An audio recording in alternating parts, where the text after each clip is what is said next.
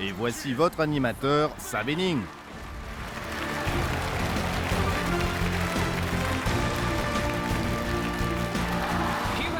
Chers téléspectateurs, bienvenue à notre grande émission, les défis de l'impossible. Et applaudissements pour Chang Yuli, expert en médecine égale américain d'origine chinoise.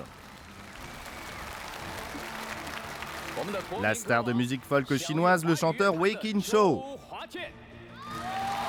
Bonjour à tous. Et Dong Ting, la seule femme de notre jury.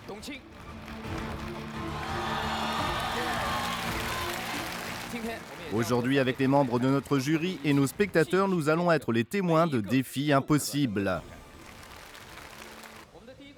Notre premier défi est très intéressant. En Chine ancienne, il y avait un immortel qui pouvait voir bien au-delà de l'horizon.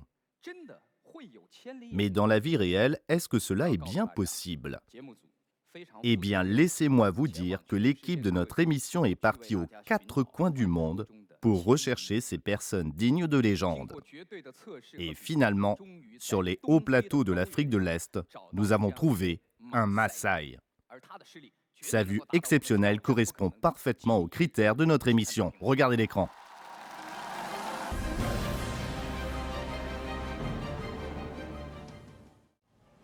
Les villages Maasai se trouvent au sud du Kenya.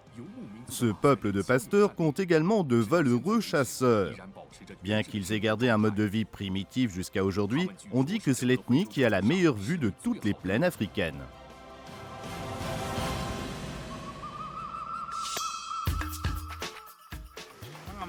Bonjour, Bonjour.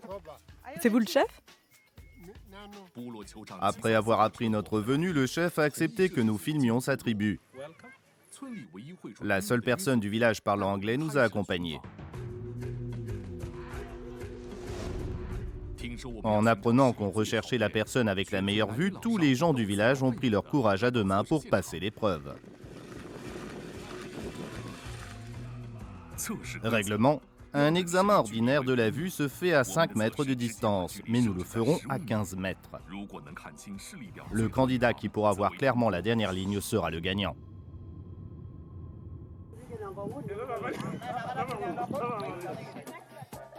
En général, on se réfère à une base d'acuité visuelle de 1,2.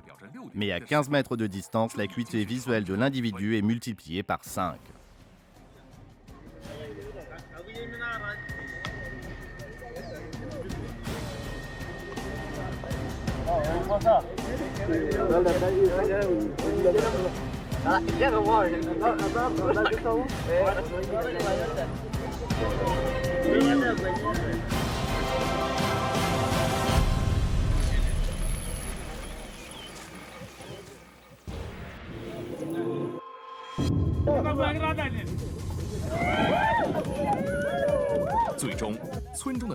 C'est le dernier à passer, Daniel, qui grâce à sa vue hors pair gagne un ticket pour venir sur le plateau de notre émission. Dans la capitale chinoise, il remettra sa vue légendaire à l'épreuve.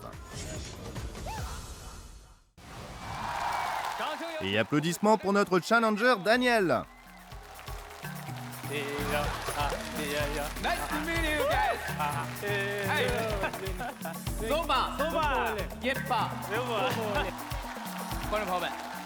Si je viens de sautiller à l'instant, c'est parce que c'est la façon Maasai de se dire bonjour. Ils disent sopa et on répond yepa. Maintenant, je vais vous apprendre comment les Chinois se disent bonjour. Vous n'avez qu'à traduire. Après qu'on se dit bonjour, on se demande si on a mangé. Vous avez mangé ? Non, pas encore. Non, pas encore. Oui, et puis vous dites je vous invite. Moi je réponds d'accord, on fait comme ça.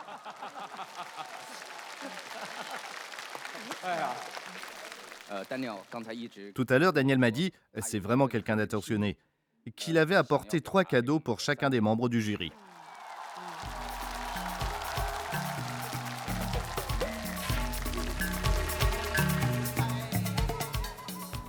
Merci. Merci.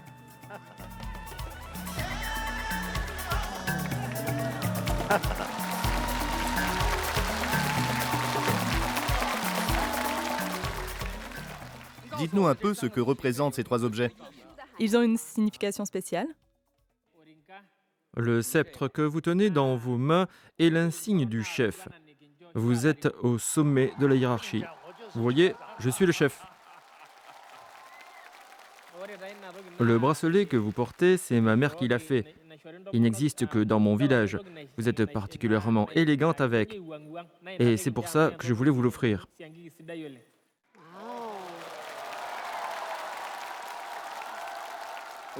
Vous savez, Madame Dong, c'est le fils du chef.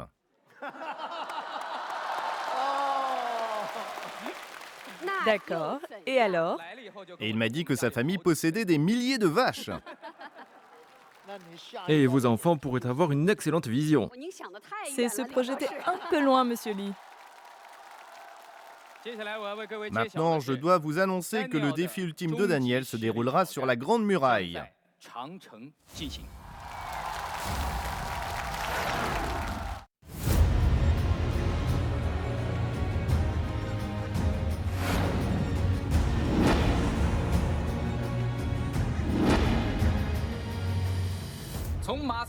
Venu de Masai Mara, il se rend à la Grande Muraille. Est-il l'homme avec la meilleure vue du monde?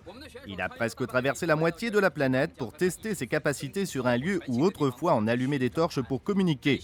Nous sommes sur la portion de la Grande Muraille appelée Badaling. Autrefois témoin de guerre, aujourd'hui c'est un lieu de paix et d'amitié où les peuples contemplent avec respect cet héritage culturel pour l'humanité. La règle du défi est simple. Le candidat se tiendra debout ici, à 800 mètres de distance de la tour nord numéro 4 de Badaling, sur laquelle se tiendront 3 petits acteurs d'1,20 m. Ils porteront des costumes différents d'opéra de Pékin et seront postés à la tour des feux de signalement. Si notre candidat arrive à reconnaître au moins 2 des costumes sur les 20 différentes poupées d'opéra qui l'entourent, il remportera le défi. Vous êtes prêts? Oui. On vous souhaite bonne chance. C'est parti!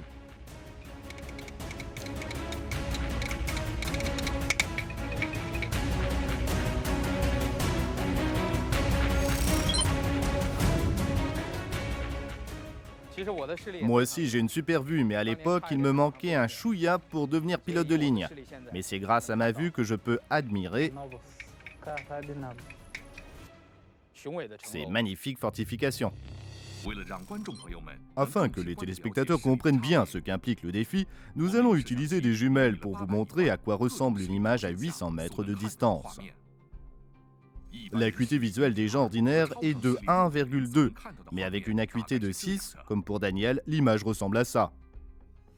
Daniel arrivera-t-il à voir le petit personnage d'opéra chinois à 800 mètres? Il l'examine avec précision.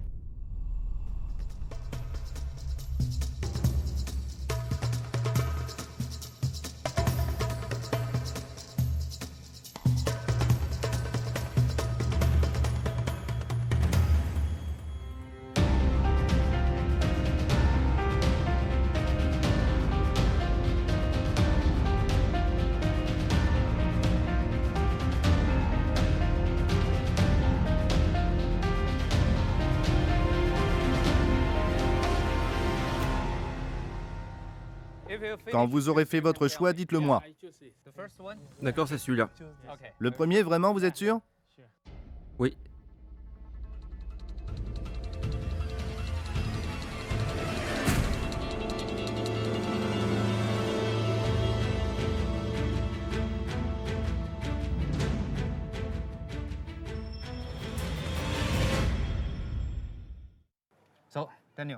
Et Daniel, votre choix est juste.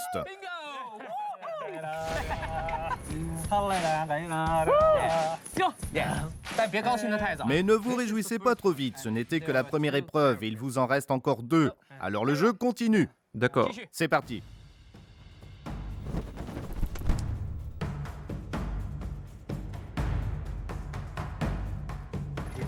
Et il continue à regarder. D'accord, c'est trop difficile? Oui. Trop difficile à trouver? Le soleil est éblouissant. Il a dit que le soleil l'éblouit et qu'il n'a pas d'autre choix que de se protéger les yeux avec sa main.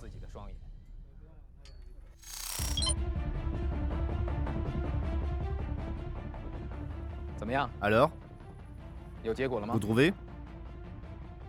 Laissez-moi le regarder encore.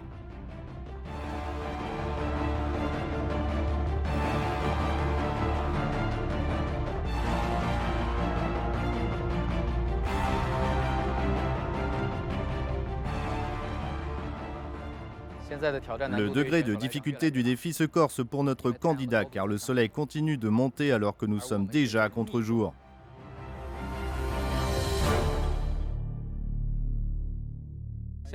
Maintenant, notre candidat s'apprête à faire son deuxième choix. Voyons si c'est le bon.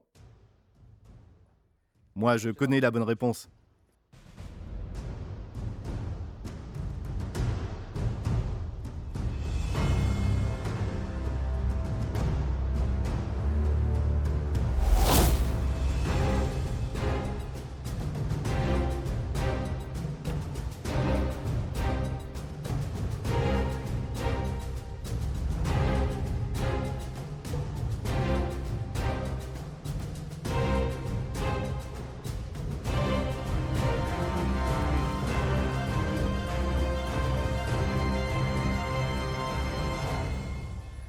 Il risque de confondre deux personnages. Et choisis celui-là. Quel dommage, c'est faux. La bonne réponse était celle-là. La concubine Yang.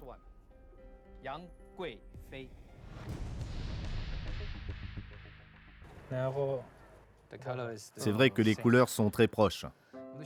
Notre candidat est un peu déçu. Il faut dire que les acteurs sont vraiment loin, donc pas évident de faire la distinction entre les deux couleurs. Mais les dés sont jetés, c'est une mauvaise réponse. Il a échoué sur ce coup-là. Quel dommage, il vous reste seulement une dernière chance. Notre candidat a une requête. Comme il ne lui reste plus qu'une chance et qu'il ne veut pas la laisser passer, il veut faire les choses à sa manière et prier comme on le fait chez lui. Pour que cette prière lui porte chance, donc nous allons lui accorder 2 minutes. D'accord, on vous donne 2 minutes. Pas de problème, allez-y.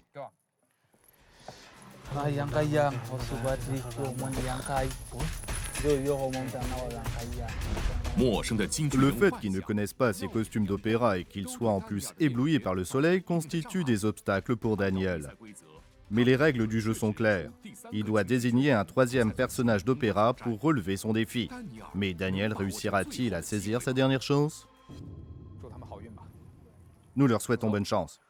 Bon, vous êtes prêts? Oui, C'est votre dernière chance. oui. Allez-y.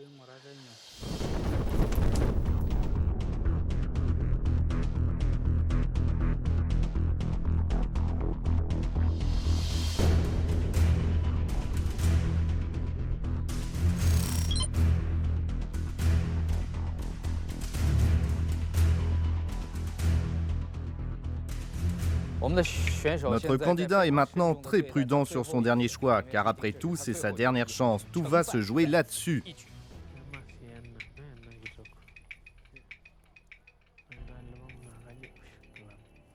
Je peux voir que notre candidat s'est déjà presque décidé. Il fait une dernière sélection parmi les couleurs semblables.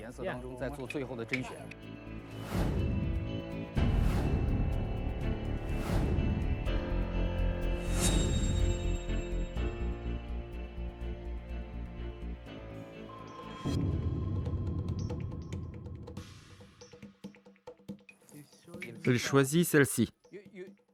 Vous avez fait votre choix? Oui. Vous êtes sûr?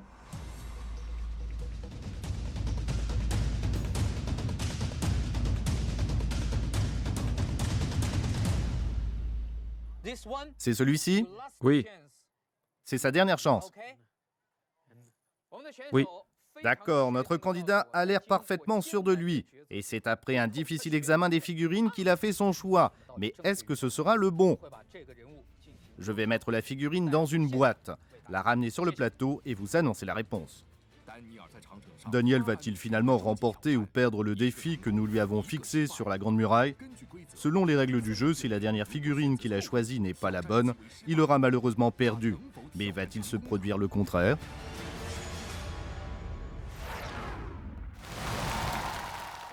On est de retour.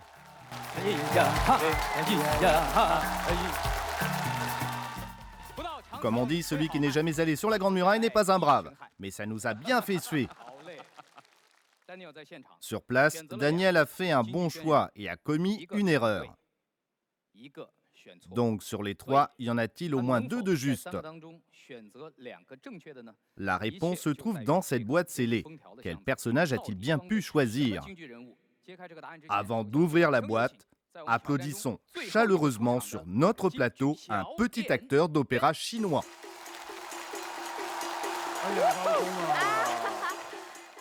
Qu'il est mignon!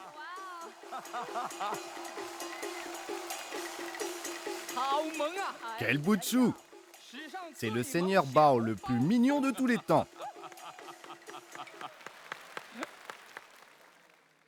Mon seigneur Bao, que devons-nous faire? Il me dit qu'il faut ouvrir la boîte. D'accord, mon seigneur Bao, nous allons ouvrir la boîte pour savoir si la figurine qui est à l'intérieur de cette boîte est bien la même que vous. Monseigneur Bao, veuillez déchirer le scellé.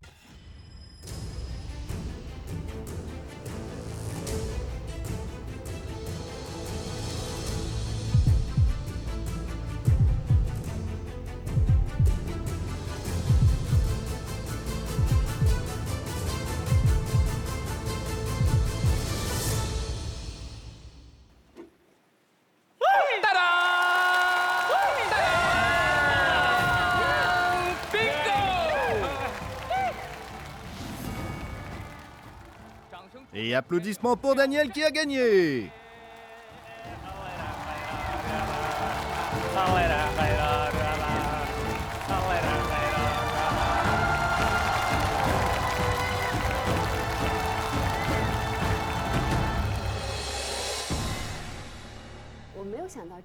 Je ne pensais pas qu'il existait vraiment des gens avec des facultés aussi extraordinaires. C'est vraiment à se prosterner.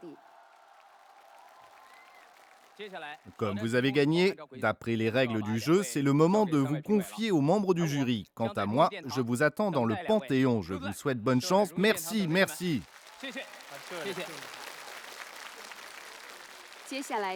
Maintenant, c'est à notre tour de choisir. Oui, oui, oui, oui. Sur le plateau des défis de l'impossible, nous avons déjà vu toutes sortes de défis et certaines des personnes qui les ont relevés sont tout simplement incroyables. Et je pense que vous méritez aussi votre place au Panthéon. Pour moi, c'est...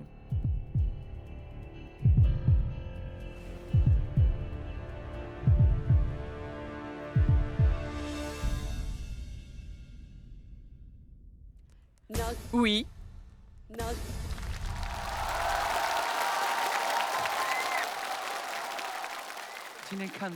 Ce que nous avons pu voir aujourd'hui, c'est tout simplement le talent. Et ce que ça nous apprend, c'est que nous sommes peut-être faits de chair, mais nous avons un potentiel énorme. Pour moi, c'est... Oui. Merci. Aujourd'hui, on compte environ 400 millions de myopes en Chine. C'est vraiment un chiffre énorme. Donc, il est essentiel de ménager sa vue pour que, comme eux, nous puissions voir un monde fait de beauté. Pour moi, c'est oui.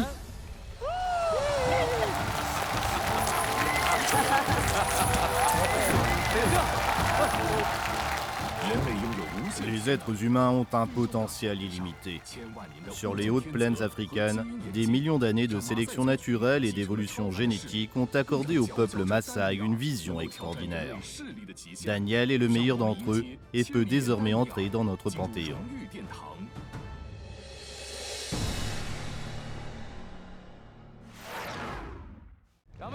Et applaudissements pour notre candidate. Chers téléspectateurs, voici un convoi spécial pour animaux. Je suis le conducteur Sabening. C'est la première fois que je conduis un véhicule aussi cool. Et derrière, ce sont de vrais animaux? C'est quoi ça? Un lézard?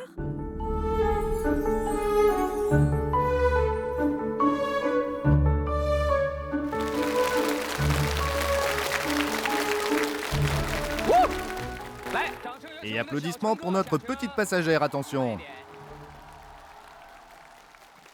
Allez, présente-toi à nos téléspectateurs. Je m'appelle Han Jiaying, j'ai 5 ans. Je viens du nord-est de la Chine et je suis en grande section de maternelle. Jiaying, c'est toi qui les as apportés? Oui. C'est quoi ton défi avec ces animaux?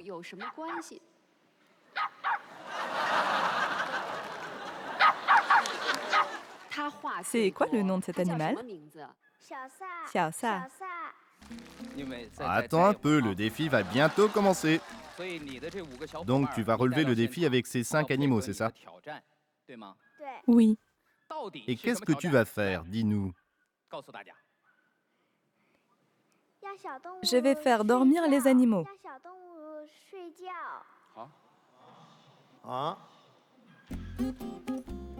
Et même ce poulet? Oui.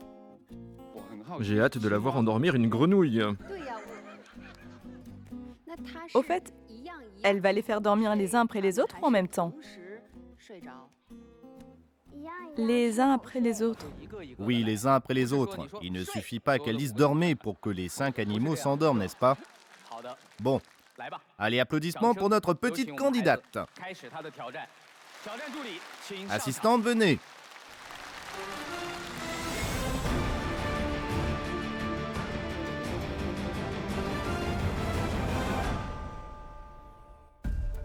Cette fois-ci, nous n'aurons pas de limite de temps pour laisser à notre candidate tout le temps nécessaire qu'il lui faudra. Par contre, il faut qu'elle endorme les 5 animaux pour réussir son défi. Allez, c'est parti.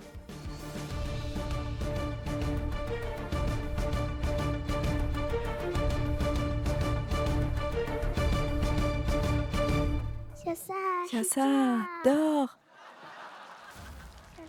Xiaosa, allez, dors.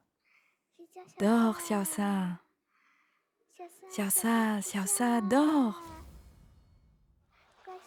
Gentil Xiaosa, mon gros Xiaosa, mignon petit Xiaosa, tu es gentil. Mon Dieu.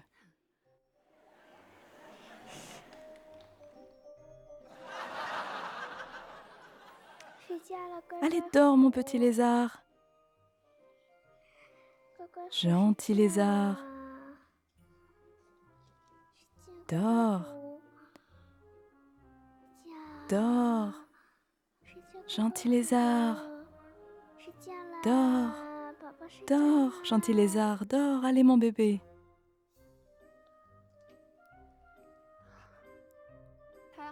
C'est une vraie pro. Elle met les animaux les 4 fers en l'air. Ma première réaction, c'était « c'est impossible ». Mon petit prince, dors. Petit prince, dors. Petit prince, dors. Vous avez déjà vu quelqu'un endormir des grenouilles, vous? Moi, jamais. Endors-toi, vite. Petit prince, dors.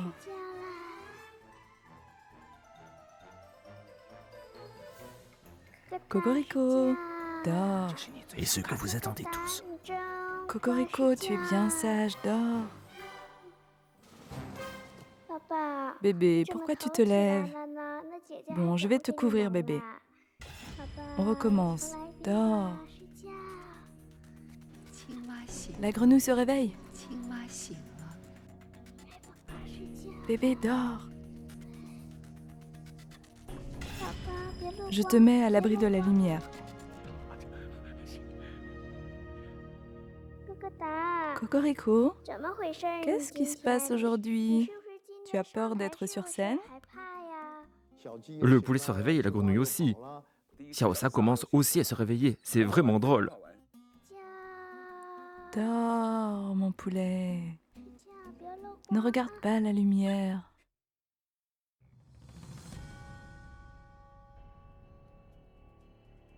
Au moment de faire dormir le 4e animal, la grenouille et le chien se réveillent contre toute attente.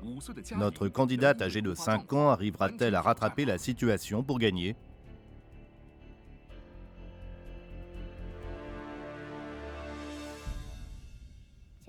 Xiaosa, pourquoi tu te réveilles?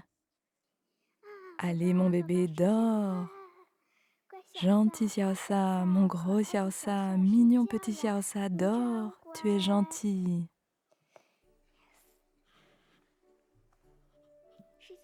Dors, petit prince. Il se réveille et toi aussi. Dors, dors, bébé, dors. Dors, dors, dors. Dors. Allez, Blanche-Neige, dors. Dors, Blanche-Neige, dors. Dors, Blanche-Neige. Dors, Blanche-Neige.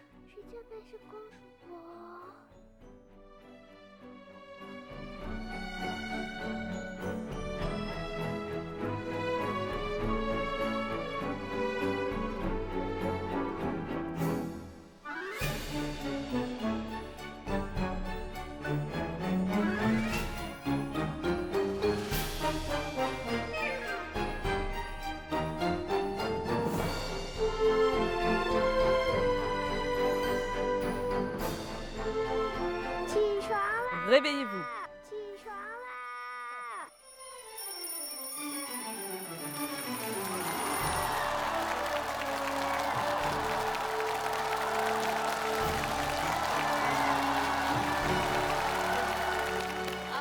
C'est trop mignon.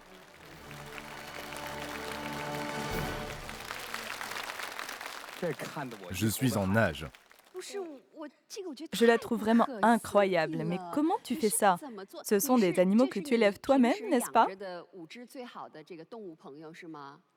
Oui. Tu as d'autres animaux à la maison? Oui, j'ai aussi un pigeon. Un pigeon? Oui. Et tu ne l'as pas amené aujourd'hui? Non, parce que parfois le pigeon se réveille en plein milieu et quand il s'envole, je ne peux plus le rattraper. Je t'attends dans le Panthéon. Je te souhaite bonne chance. J'espère te voir là-bas. Courage.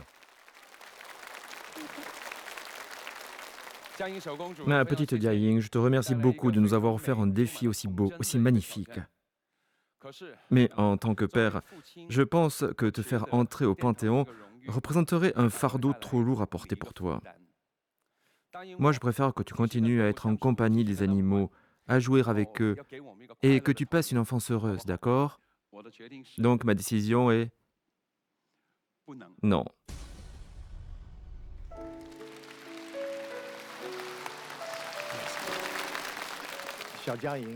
Petite Jiaying, Papy Li voudrait que tu sois heureuse avec tes animaux, que tu grandisses avec eux, à leur rythme. Je ne veux pas te mettre une pression trop grande. Je m'aligne sur la décision de Walkin. Je ne suis pas d'accord avec eux. Notre émission s'appelle Défi de l'impossible et je trouve que malgré ton jeune âge, tu arrives à faire des choses impossibles pour nous. En plus, tu nous as montré que tu faisais preuve de beaucoup d'amour et de patience envers tes animaux. Donc, ma réponse est oui. Quand mes animaux sont contents, je suis contente aussi. Et donc eux aussi. Et ça me rend très heureuse.